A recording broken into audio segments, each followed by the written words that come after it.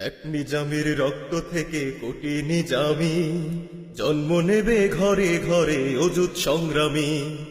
এক নিজামের রক্ত থেকে কোটি নিজামি জন্ম নেবে ঘরে ঘরে অযুত সংগ্রামী।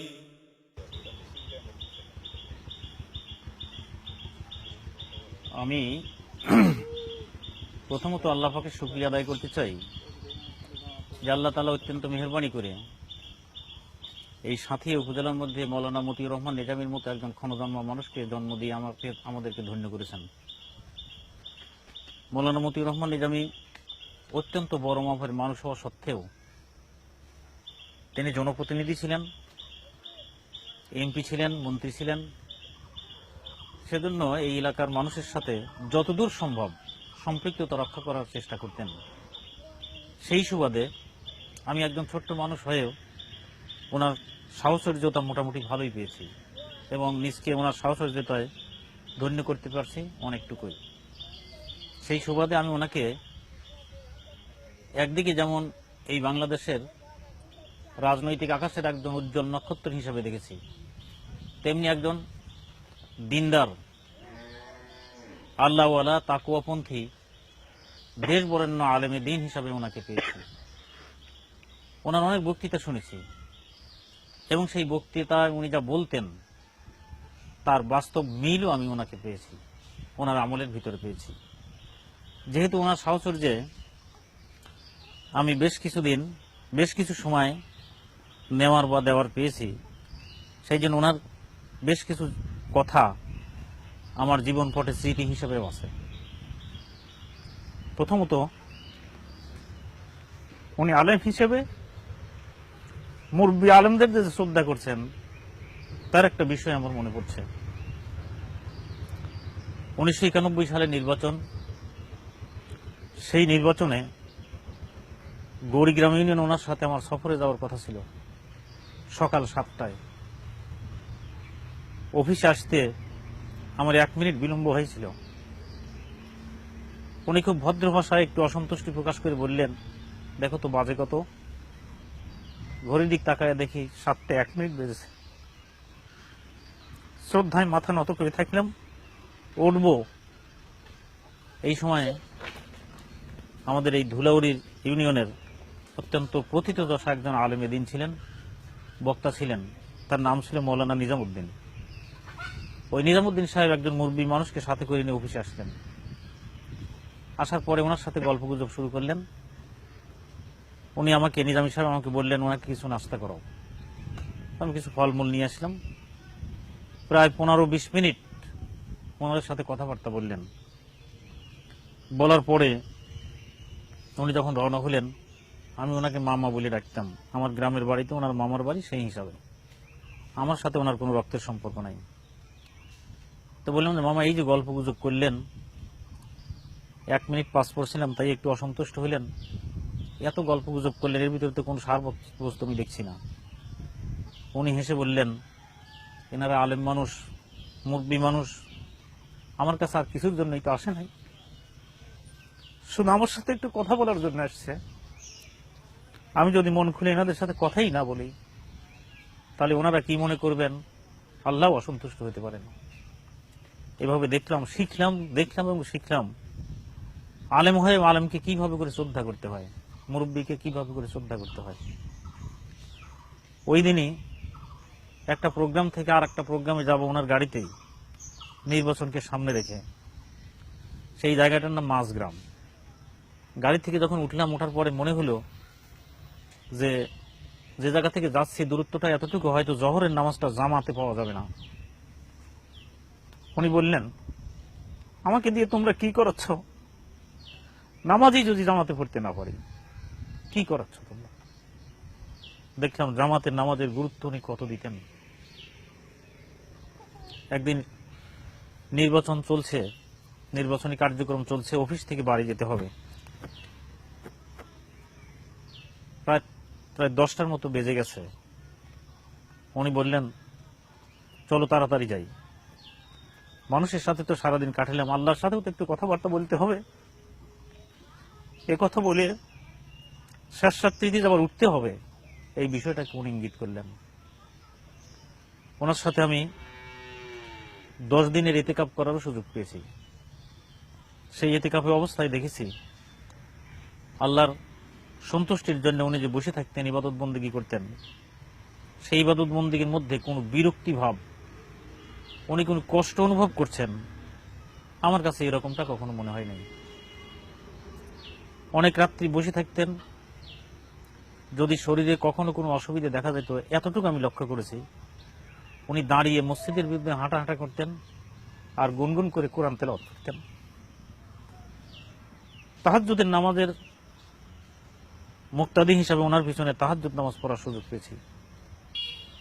সেই নামাজে আমি ওনার কিরাত লক্ষ্য করেছি, বেশিরভাগ কিরাতগুলো সেখান থেকে পড়তেন যেই কিরাতের মধ্যে আল্লাহর কাছে মোনাজাতের বিষয় আছে, এবং সেই মোনাজাত মূলক আয়াতগুলি দিয়ে উনি যখন নামাজ পড়তেন, অনেক সময় দেখেছি ওনার বাকরুদ্ধ হয়ে আসত, কণ্ঠরোধ হয়ে আসত। বিশেষ করে সূরা বাকারার শেষের 3টি আয়াত, সূরা আলে ইমরানের শেষের রুকু দিয়ে উনি যখন নামাজ পড়তেন, এর ভিতরে মোনাজাতের কিছু কথা আছে, সেই বাক্যগুলো যখন তিনি তেলাওয়াত করতেন, ওনার বাকরুদ্ধ হয়ে যেতেন। মোনাজাতে আমি ওনাকে দেখেছি, উনি বই লিখেছেন, সেই বইয়ের ভিতরেও লিখেছেন, বক্তৃতায় আমাদেরকে শিখিয়েছেন, ওনার বাস্তব আমলেও দেখেছি। সেই মোনাজাতের ভাষাগুলো সরাসরি কোরআনের ভাষা, মোনাজাতের ভাষাগুলো রসুলের হাদিসের শিখানো ভাষা।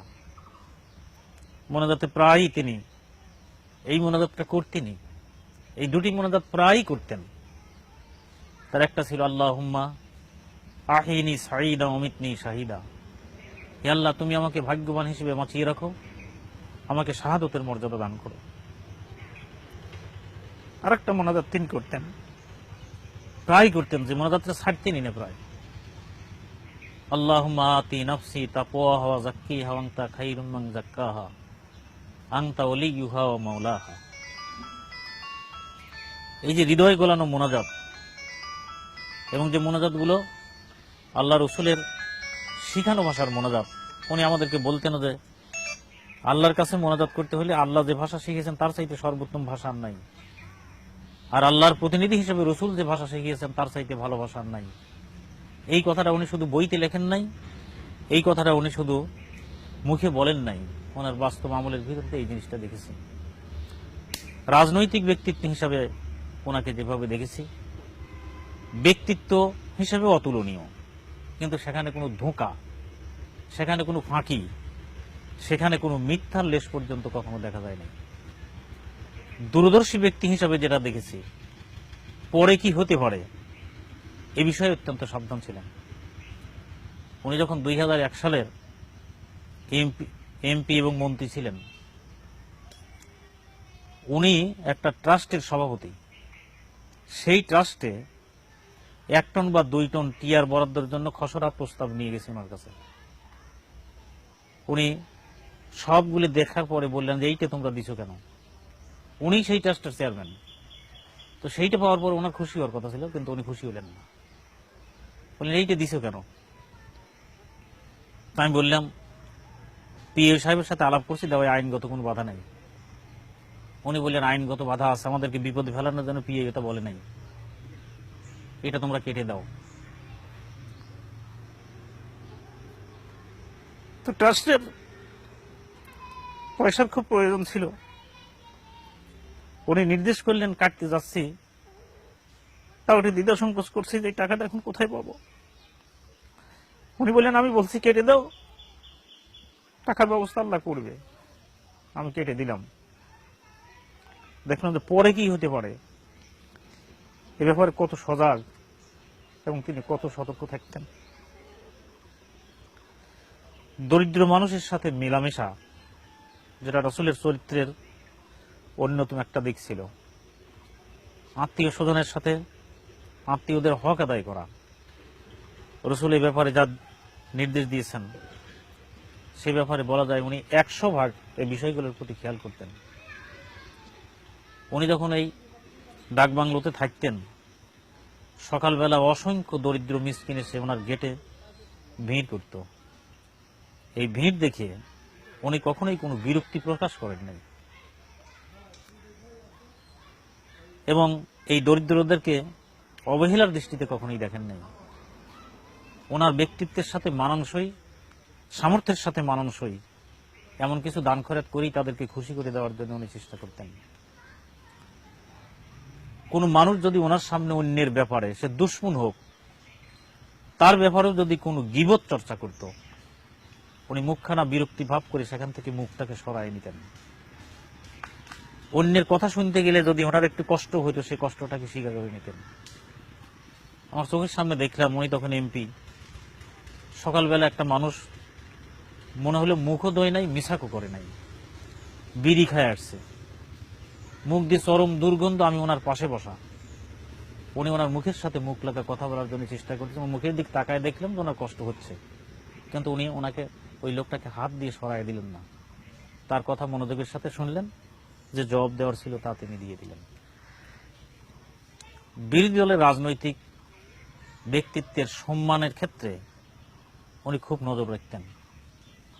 একদিন গাড়ির ভিতরে একটা জিনিস লক্ষ্য করতাম, তখন ওনার মেজো ছেলে ডাক্তার খালেদ আর নাজিব মোমেন, এই দুইজন ওই গাড়ির ভিতরে ছিল। 1996 সালের কথা হবে। সাইদ সাহেব এমপি হয়েছেন, তথ্যমন্ত্রী হয়েছেন। তো রাস্তা ভাঙা, বেড়া যাচ্ছিলেন। ওই রাস্তা দেখে ওনার এই দুই ছেলের এক ছেলে বলল, আবু সাইদ করে কি, এই রাস্তাটাও সারতে পারে না। এই যে আবু সাইদের নামের সাথে সাহেব শব্দ বলে নাই, এই জিনিসটা উনি লক্ষ্য করলেন এবং ছেলেকে বললেন, তুমি কি বললে, একটা সম্মানী মানুষের নামের সাথে সম্মানসূচক শব্দটা ব্যবহার করবে না। উনি বললেন, এভাবে করে আর বলবেন, আবু সাইদ সাহেব বলবেন।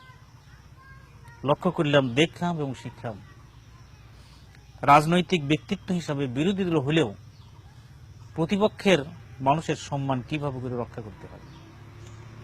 আমি দেখেছি বক্তৃতা বিবৃতিতে তিনি যে শব্দ প্রয়োগ করতেন এবং তার সামনে তার দলের নেতাকর্মীরা যে শব্দ প্রয়োগ করতেন, সেই শব্দগুলির ব্যাপারেও তিনি কত সজাগ থাকতেন। একদিন এই হলুদগড়ে ওনার সাথে আমি গণসংযোগে ছিলাম। গ্রামে গণসংযোগ করে হলুদগড় বাজার এসে ছোট্ট একটা জনসভা হলো। সেই জনসভাতে আমি বক্তৃতা দিয়েছিলাম। বক্তৃতা দিয়ে ওনার গাড়ির চড়ে যখন যাচ্ছিলাম, উনি দুইটি শব্দের ব্যাপারে আমাকে বললেন যে, মামু, তোমার মুখ দিয়েও তুমি অন ইসলামী সংস্কৃতি চালু করলে। আমি বললাম, সেটা কোনটা? তো ওই দিন বক্তৃতার ভিতরে যে কথাগুলি আমি বলেছিলাম, সেই বক্তৃতার ভিতরে একটা কথা ছিল, আমার কথা ছিল যে আমাদের প্রিয় এই মাতৃভূমির উন্নতি অগ্রগতির জন্য সৎ এবং যোগ্য নেতৃত্ব বেছে নেওয়া দরকার। ওনার দৃষ্টিতে আমার এই শব্দের ভিতরে ভুল ছিল, মাতৃভূমি এই শব্দটা বলছে। উনি বললেন যে মাতৃভূমি এই শব্দটা কোন ইসলামী সংস্কৃতি না। তাই আমি বললাম যে ওই শব্দের পরিবর্তে কোন শব্দ বললে ভালো হতো? উনি বললেন যে তুমি যদি বলতে আমার প্রিয় জন্মভূমি তাহলে ভালো হতো। আর একটি বিষয় উনি আমাকে শিখালেন, আমি একটা কথা বলার জন্য বলছিলাম, এই নিমিত্তে এই কাজটা করা দরকার। উনি আমাকে বললেন, তুমি এই নিবৃত পল্লীতে এসে এই নিমিত্ত শব্দ কেন বললে? তুমি যেখানে কথা বলে নিমিত্ত শব্দ কয়জন বুঝবে? তুমি যদি জন্যে বলতে তাহলে বোঝা যেত, মানুষের কথাটি তোমার ভালো বুঝতে পারত। উনি এমন করেই, আদর করেই, সোহাগ করেই কর্মীদেরকে শিখাতেন।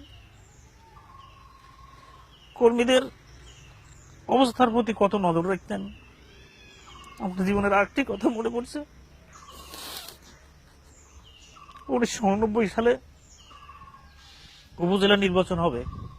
আমাদের দলের পক্ষ থেকে ক্যান্ডিডেট ছিলেন মৌলানা আব্দুল মালিক সাহেব। আমাকে আতাইকুলা ইউনিয়নের কয়েকটা কেন্দ্রে গিয়ে সেখানকার অবস্থা দেখার জন্য বলা হয়েছিল, সংগঠনের পক্ষ থেকে দায়িত্ব দেওয়া ছিল। সেই সময় এই রাস্তাঘাট এত হয়েছিল না। আমি বনগ্রাম থেকে কাঁচা মাটির পথে হোন্ডা নিয়ে আরিয়াডাঙ্গি কেন্দ্রে গিয়েছিলাম। সেখানে দেখি উনি আগেই সেখানে উপস্থিত হয়েছেন। আমি হোন্ডার পিছনে ছিলাম, ধুলা উড়ি আমার এই পিছনের দিক চুল কাপড় চোপড় সমস্ত ধুলাই ঢেকে গেছে। উনি একথা বললেন না তোমার সমস্ত শরীরে ধুলা, তা বললেন না। নিজের হাত দিয়ে আমার মাথায় ওইভাবে করে বুলায় দিয়ে বললেন, বাড়ি যে কাপড় চোপড় খেসে দিও। পরে দেখি যে আমার কি অবস্থা হয়েছে। এমন একজন ব্যক্তিত্ব সম্পন্ন